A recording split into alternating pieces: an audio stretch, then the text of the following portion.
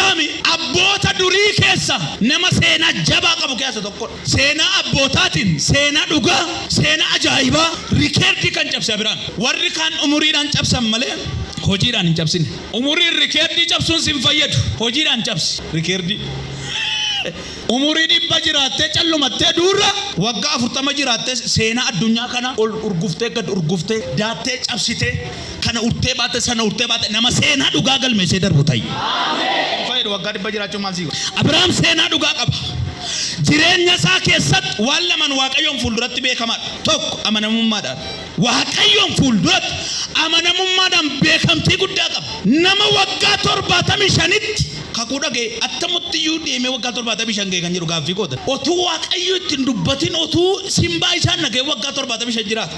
Keenya waggaa 35 geenyaan sagalee qabu taanaan of ajjeesedha. Hin taa'u isheen hin taa'u. Nan badeedha. Biyya badee balleessaan taa'edha.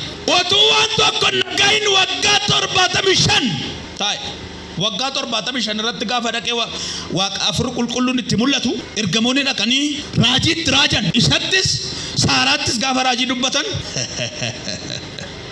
jaarsaqa waan inni balbal dura bacuma wayii kaatee taamatti fakkaata Abrahaam kun wanta inni dhuwe Saaraan kushinaa kee ettee gadi baate gaafa ergamoonni dhaqan maal jennaan Waaqoo saba guddaa isin godhaa hin eebbifamtuu jedha Waaqayyoodhanii mana isaatti qalma guddaa geggeessee nyaata nyaachisee baase.